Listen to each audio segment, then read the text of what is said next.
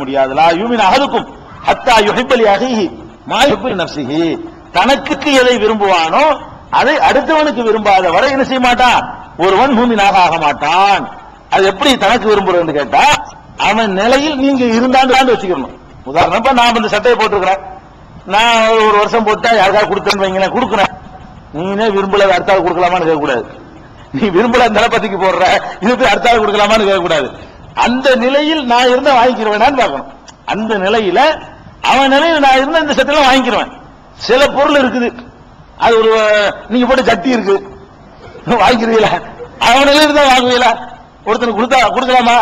இதை அவன் நிலையில நான் இருந்தா நான் வாங்குவேன்னு கேட்கணும். இவன் மாதிரி நிலையில நான் இருந்தா நான் வாங்குவேனா அப்படின்னு பார்க்கணும். அதே மாதிரி பழைய சோறை கொடுத்தா வாங்கிக்கிறோம் ஒருத்தன், நம்ம வேணாங்கிறத அவனுக்கு கொடுக்குறோம், சரி ஓகே. அவன் நிலையில இருந்தா என்ன செய்வோம், நம்மளும் வாங்கிக்கிறோம். நம்ம கொடுக்கணும், பழைய சோறை கொடுக்குறோம், அவனுடைய நிலையில நம்ம இருந்தா நம்மளும் வாங்கிக்கிறோம். அந்த பழைய சோத்தையை பிசைஞ்சு இது பண்ணி ஒரு மிச்சம் வச்சு அதை சாலை ஊற்றி ரசத்தை ஊற்றி மாலையை குழப்பி மிஞ்சி போயிருக்குல, அதை தின்னுங்கிறோம் ஒருத்தனுக்கு. உனக்கு அந்த நிலையில இருந்தா நீ திம்பியா? அந்த நிலையில அவன் நிலையில நீ இருந்தா திம்பியா? இதான் இதுக்கு அர்த்தம். அதே மாதிரி ஒரு முதலாளி ஒரு தொழிலாளிகிட்ட கடுமையா நடக்கிறாரு, பேசுறாரு. சரி, நான் அந்த நிலையில இருந்து அவன் இந்த நிலையில இருந்து பேசணும், நான் தாங்குவேனா? நான் தாங்க மாட்டேன்ல. அப்ப நமக்கு எதை நாம் விரும்புகிறோமோ அதைத்தான் மற்றவர்களுக்கு விரும்ப வேண்டும். இல்லன்னா மூமினே இல்லங்கிறாங்க. லா யூமின் அஹதுக்கும் ஹத்தா யுஹிப்ப லி அஹீஹி மா யுஹிப்பு லி நஃப்ஸிஹி.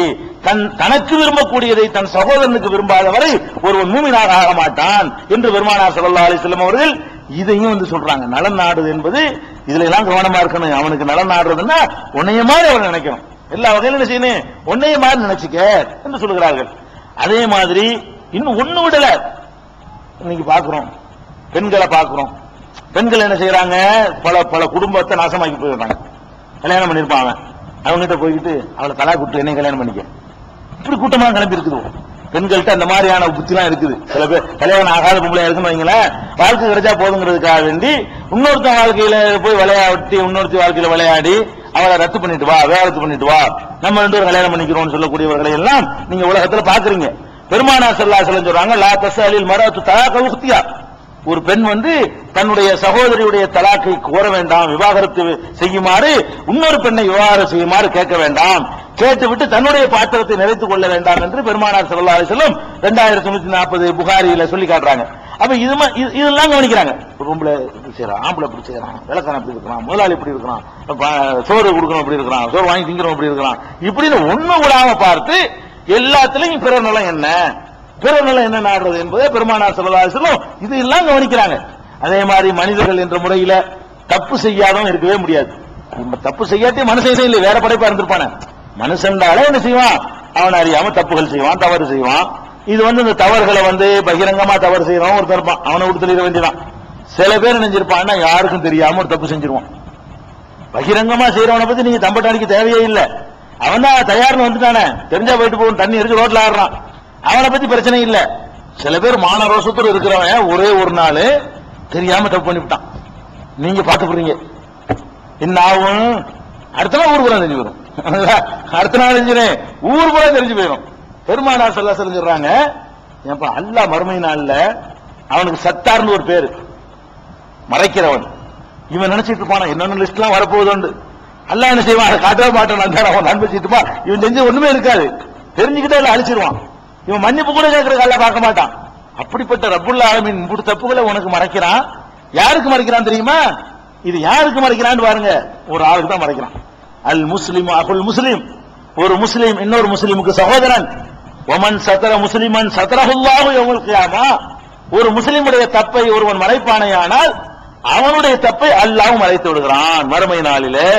மறுமை நாளில் நம்ம தப்புகள் செஞ்சிருப்போம், மகசூர்ல வச்சு லிஸ்ட வாசிச்சு அவமானம், நம்மளுக்கு பெரிய கௌரவமா நினைச்சிட்டு இருப்பாங்க.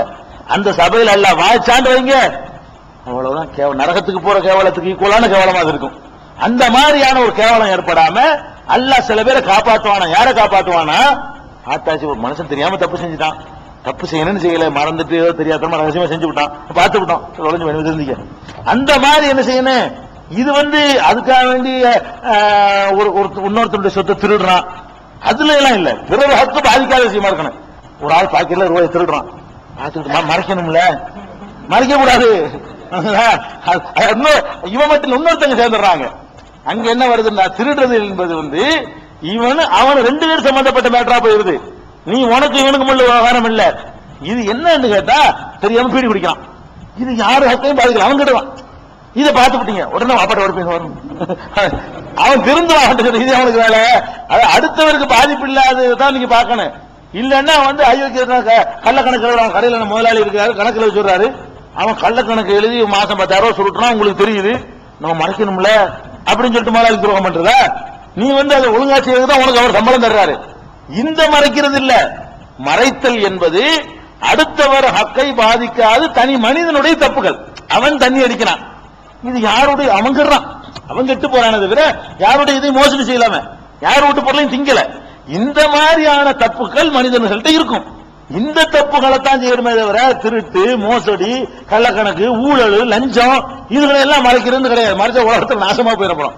இதெல்லாம் மறைச்சா கையை வெட்டுன்னு சொல்லக்கூடிய ஒரு மார்க்கத்தில் இதெல்லாம் மறைக்க முடியுமா? அது மாதிரியான ஒரு இது. அதனால என்ன கவனத்தில் வைக்கணும்னு கேட்டா, நம்ம மட்டும் பார்த்துட்டோம் மனுஷன் தனியா தப்பு செய்யறான், அவன் வந்து அடுத்தவரை பாதிக்காத தப்பு, அந்த மாதிரி தப்பா இருக்குமே. ஆனால் இதை சொல்றோம் நமக்கு என்ன இருக்குது? அவன்கிட்ட வேணா கூப்பிட்டு நசிய சொல்லலாம், செஞ்சு தொலைஞ்சிட்டு போய் நான் யாரும் சொல்ல மாட்டேன், சிந்திக்கப்பா இதெல்லாம் பாவம் அல்லாட்ட குற்றம், இது சொல்லிட்டு நம்ம வீட்டுல முடிஞ்சு வச்சுக்கல. அல்ல நம்மளை கேட்க போறது இல்லை. நம்ம பெரிய தரஜா நீ மறைச்சில. இன்னைக்கு மனுஷனுக்கு வந்து எதை மறைக்க சொல்றோமோ வேணும்னு சொல்லிடுவான். அவனுக்கு வந்து மண்டை வெடிச்சிருன்னு சொல்லாட்டி அந்த மாதிரி இருந்து நீ மறைச்சிலப்பா, உன்னை விட நான் மறைக்கிறவன் ஒரு இந்த தப்பெல்லாம் உனக்கு காட்ட மாட்டேன் பாரு, ரகசியமா கூட காலையில் சொல்லிடுவான்ல. அப்படி அதிசயம் வருதுல, கூப்பிட்டு சொல்லுவானா, எல்லாம் ஞாபகம் இருக்க உனக்கு, அதெல்லாம் லிஸ்ட் இல்ல பாத்துக்க, இப்படி சொல்லுவானா? அல்ல மறுபடியும் கூப்பிட்டு எல்லாம் பண்ண பத்தியா கணக்குல வரல சொல்ல மாட்டேன், நீ சொல்லாம இருந்தீல, நீ 2 பேருக்கு மறைச்சிலப்பா, அதுக்காக வேண்டிய பரிசு அப்படின்னு வந்து அல்ல பரிசு நான் பிறர் நலம் நாடுவது என்பதுல இதுலயும் கவனத்தை வச்சுக்கணும். ஒருத்தர் குறைய சொல்லி என்ன நன்மை நமக்கு? அதனால ஒருவரை பத்தி குறை சொல்லி தெரியல, என்ன பாதிதா கிடைக்கும்? ஒண்ணும் கிடையாது, நன்மை கிடையாது. இது கவனிச்சுக்கணும். அடுத்து பிறர் நலன்ல பாருங்க, இதெல்லாம் எவனுமே சிந்திச்சிருக்க மாட்டான். 3 பேர் உட்கார்ந்துட்டு இருக்கிறோம் சபையில, 3 பேர் தான் இருக்கிறோம். 3 பேர் இருக்கும்போது 2 பேர் மட்டும் பேசுறீங்கன்னு வைங்க, அவன் என்ன நினைக்குவான்? 3வது ஆளு நம்மளை பத்தி பேசுறாங்களோ, அல்லது நம்மளையும் ஒதுக்குறாங்க, நமக்கு தெரியக்கூடாதுன்னு நினைக்கிறாங்க. 3 பேர் தானே இருக்கிறோம், 3 பேர் இருக்கையில வந்து நமக்கு தெரியக்கூடாதுன்னு நினைக்கிறானே, இது அவனுடைய நலன் பாதிக்கப்படுது. பெருசா ரூபாய் காசு பணம் பாதிக்கப்படல, மனதான் அவனுக்கு என்ன செய்ய, என்னடா இப்ப நம்மளும் மனுஷன் தானே, நம்மளையும் நம்ப மாட்டேங்கிறான், அவன்கிட்ட மட்டும் கூப்பிட்டு என்னமோ சொல்றானே. அதே மாதிரி வந்து இப்ப 2-3 பேர் இருப்பாங்க, ஒருத்தன் இங்கிலீஷ் தெரியாது, ஒரு 2 பேர் இங்கிலீஷ்ல பேசுறது, அவனுக்கு தெரியாது நினைச்சிட்டு ரகசியமா பேசுறது, இப்படியா பேசுறது, ஆனா அவனுக்கு தெரியாதுல, அதுவும் ரகசியம் தான். அவனுக்கு எது புரியவில்லை, காதுல வழங்குற மட்டும் ரகசியம் வழங்கிட கூடாது. காதுல வழங்காம பேசினா ரகசியம் தான், அவனுக்கு தெரியாத பாஷையில பேசினாலும் என்னது, கோடு வார்த்தையில பேசினாலும் ரகசியம் தான். கோடு வார்த்தை எல்லாம் வச்சிருப்பா, அந்த மாதிரி கோடு வேர்ட்ல பேசுறீங்கன்னு வைங்க, அதுவும் ரகசியம் தான். இதை பேசக்கூடாது. ரசூலுல்லாஹி ஸல்லல்லாஹு அலைஹி வஸல்லம் சொல்றாங்க, புகாரியில் 6288வது ஹதீஸ்ல சொல்றாங்க, இதா கானு சலாசத்தன், 3 பேர் இருப்பார்களே ஆனால் ஃபலா யதனாஜா இஸ்னானி தூன தாலிப், 3ஆவவனை தனியாக விட்டுவிட்டு 2 பேர் ரகசியம் பேச வேண்டாம் சொல்லிட்டாங்க. இப்ப 3 பேர் இருக்கிறீங்க, இப்ப 2 பேர் பேசலாமா? இப்ப 2 பேர் தனியா பேசலாமா? பேசலாம். அது ஒரு சுசலாம் சொல்றேன். ஏன்னு கேட்டா, 2 சபையில ஒரு 10 பேர் இருக்கிற சபையில 2 பேர் பேச தான் ஒதுக்கப்பட்டவன் நினைக்க மாட்டான். நீ இன்னொருத்தர் போய் பேசுப்போ, உனக்கு தான் கம்பெனிக்கு ஆள் இருக்குல்ல. 3 பேர் இருக்கும்போது அந்த விவகாரம், 3 பேர் இருந்தா மட்டும்தான் இந்த விவகாரம் தவிர 10 பேர் இருக்கும்போது விவகாரம் பாதிக்காதவனுக்கு. இந்த சபையில 2 பேர் ரகசியம் பண்ணா யாராவது பாதிப்பீங்களா? இந்த 10 பெரிய சபையில 2 பேர் ரகசியமா பேசி இருந்தாங்கன்னா யாருக்கா சங்கடமா இருக்குமா? நீங்க இன்னொருத்தர் பேசிட்டு போயிருவீங்க, இது பாதிக்காது. இந்த 3 பேர் இருக்கும்போது மட்டும்தான் அதை கூட கணக்கு பண்றாங்க பாருங்க. அதையும் விளக்குறாங்க ரசூல் ஸல்லல்லாஹு அலைஹி வஸல்லம். அதாவது இதா குன்தும் சலாசத்தன், நீங்கள் 3 பேராக இருந்தால் ஃபலா யதனாஜா ரஜுலானி தூனல் ஆகிர், ஒருத்தனை விட்டுட்டு 2 பேர் ரகசியம் பேசாதீர்கள்.